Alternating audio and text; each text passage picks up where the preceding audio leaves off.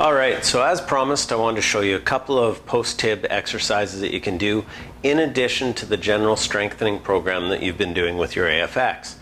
Now, the first thing we want to make absolutely sure of is that you've been doing those exercises and doing them properly. And when it comes to post-tib, it's really important that when you're doing the plantar flexion exercises, you're curling the toes and arching the foot. And again, really focusing on a quality of movement, really making those toe flexors and those intrinsic foot muscles engaged.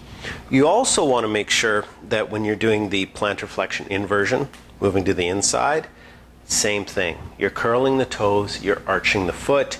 Same goes for when you're doing the combined eversion exercise. Flex the toes, arch the foot. Nice, slow, quality movement. So the exercises and the one stretch I want to show you today, I'd like you to do just in addition to the regular program. And the first I want to show you is the isolated inversion, and this is probably the one you're going to feel the most effective for post-tib. So you take the handles, put them generally in one hand. You can use two hands if you'd like. One hand, and just tip it in up, tuck it up there underneath your hip. Slightly curl the toes, and then rotate the foot to the side. This is isolated inversion, or your toes going inwards towards the center of your body. Nice and slow, good quality movement. Again, slightly flex those toes. Okay. Now, depending on where you're feeling it, you can either do it in a more dorsiflex position, your toes a little closer to your shin, or you can actually do it more of a plantar flexion. It's like you're sweeping the floor. But again, nice slow movement, nice quality movement. The other one you can try is isolated eversion, or where your foot moves to the outside of your body.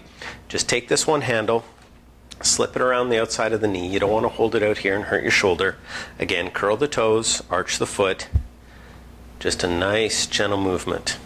Same thing, making sure that you can do it close to the floor. You can do it more of a dorsiflex position, but make sure you're not cheating with your knee. You don't want to flare out. You want to make sure it's nice and isolated, and you're making it work.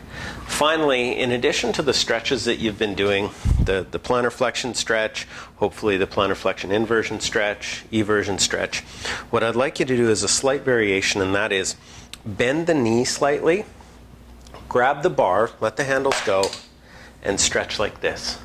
Especially for post-tib tendon, that can make a real difference with the bend to the knee. You should really be able to feel it. And again, don't be shy about moving it a little bit to one side or moving it a little bit to the other side. You'll find your tightness. This one especially, when you're making the foot tilt up into the inversion, you're going to find some tightness in there. So hopefully with the addition of those two exercises and that stretch, you're going to find your treatment program is even that much more effective.